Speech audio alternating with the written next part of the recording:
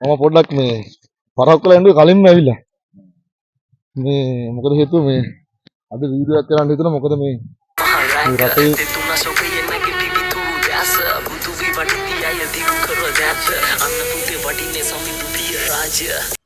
සම්බන්ධවත් එක්ක තමයි වීඩියෝ කරන්නේ. අරට මේ අපි ටී-ෂර්ට් එක අරගෙන සම්ප්‍රදානුකූලව මේ අපි වීඩියෝ එක කරමු. මේකත් එක්කම ශිෂ්ටාචාරයක් ඇති වෙන්න බෑනේ. ටී-ෂර්ට් එක අරගෙන මේකත් විදියට අපේ සිංහල ජනතාව විදියට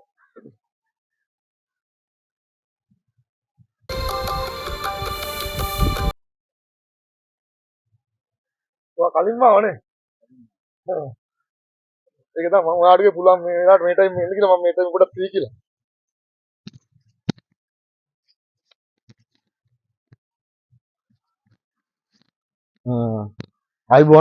ආයිබෝන් දියසන් ටීවී YouTube channel එක ගාමින් තමයි අපි ඔබ හමුවට එන්නේ.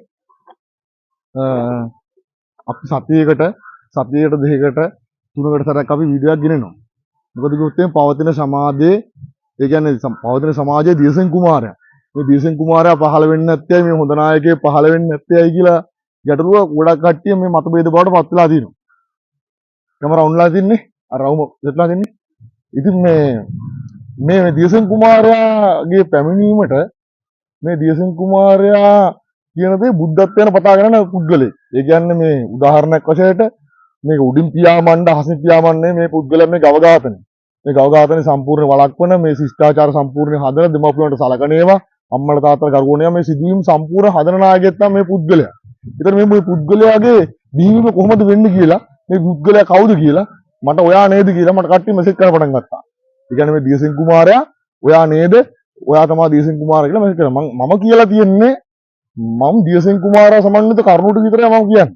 ඊට අමතරව මම දියසෙන් කුමාරයා කරුණුට සමන්විත නම් කවුද දියසෙන් කුමාරයා මම කියන්නේ සම්පූර්ණ මේ කරුණු ටික අයත් වෙන මේ සම්පූර්ණයෙන්ම ඉදිරියට බෞද්ධ ආගමට දාලා බුදු දර්ශනට දාලා මේ පළවෙනි වාහනේ ගවයා මේ ගව මාස් කන එක වළක්වන නායකයා තමයි මේ ප්‍රධාන මේ බෞද්ධ මේ වෙජිටේරියන් පුද්ගලෙක්.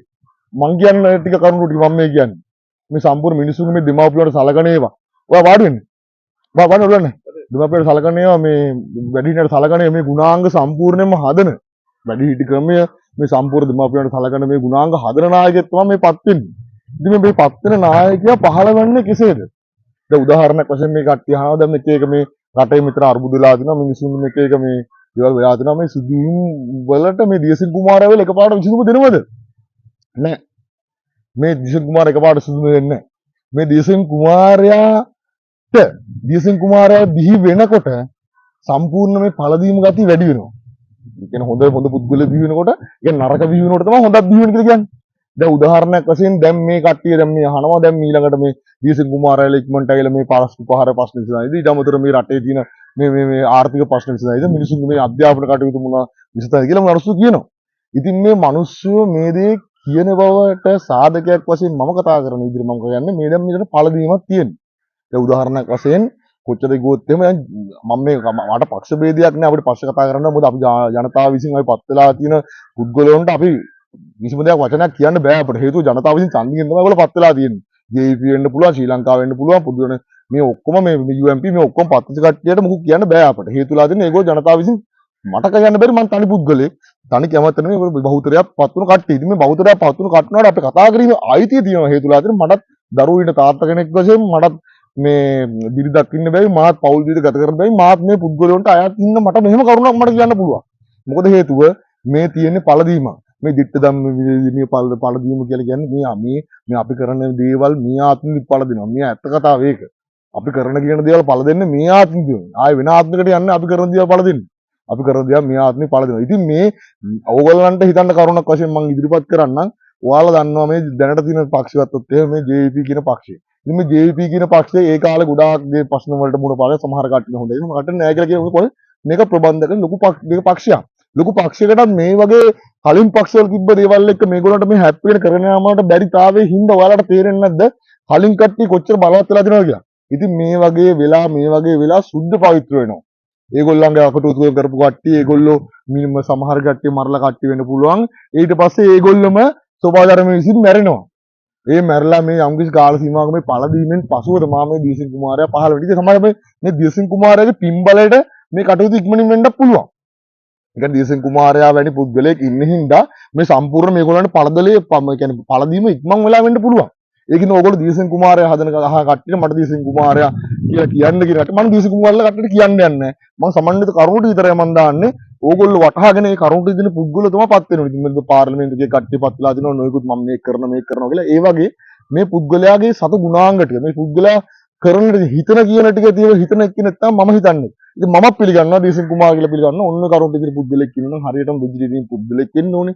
මේ අනිවාර්යයෙන් මේ ගව ඝාතනය වළක්වන්න ඕනේ. මේ අම්මා තාත්තගේ තියෙන මේ ගඩොසරුවතුව මේ දෙමාපියෝ ගාලා සලකන ඒවා, මේ සතාසි උපාවට සලකන ඒවා, මේ පූසා කියන්නේ මේ ජීවිතය මේගොල්ලන්ට සලකන ඒවා මේ ඔක්කොම කිසියාකාරව කරන පුද්ගලෙක් වෙන්න ඕනේ. ඉතින් මේ සත්තුට සලකනවා දෙමාපිය මේක තියරියට අයිති පුද්ගලයා මේ සිටුේෂන් එක සම්පූර්ණයෙන්ම ගණිතකට විතරක් නෙමෙයි මේ ආර්ථික විද්‍යාවේ ලෝය බයෝ මේ මේ කියන්නේ සයන්ස් මේ විද්‍යාවයක් මේ යම් කිසි පැත්තකට ගිහලා මිනිසුන් කාල සීමාව අර කරන මේ එක්සාම් තමයි මේවා තියෙන්නේ. ඊට අමතරව මේ පුද්ගලයාට මුළු ඔක්කොම ඔළුවේ පිහිටනවා. වෛද්‍ය වෘත්තිය මෙතන රැකියාව වෘත්තිය ලෝය වෘත්තිය මේ ඔක්කොම පිහිටලා ඉවරලා සම්පූර්ණම ජනතාව සම්පූර්ණ සිස්ටම් මේ මුදල් සිස්ටම් මේ සම්පූර්ණ හදන හරි නායකයෙක් තමයි මේ දීසින් කුමාරයා බවට පත් වෙන්නේ. හැබැයි මේ පුද්ගලයා පොඩ්ඩක් ආගමික නායකයෙක්. ඒ කියන්නේ මෙයා බෞද්ධ ආගමකට පත්වලා මේ බුද්ධත්වයට යන පතාන මාර්ගය. මේ සමාජයට මෙයා මෛත්‍රී බුද්ධත්වයට පත් වෙන්න කියලා හිතනලා ඉන්නෙකුත් මගේ හිතේ ඇත්තටම ඇත්තලා තියෙනවා. ඉතින් මේ පුද්ගලයා. ඉතින් මේ ඕගොල්ලෝ ගොඩාක් පොඩි වෙන්න එපා මේ දෙයට. ඔයාලා දැන් රූපවාහිනිය බලන්න. ගිය අවුරුදු වරන වකවානුවට අමතරව මේ වකවානුවට මට පක්ෂයක් නැහැ. මේ වකවානුවට මොනවද මේ වෙන්නේ?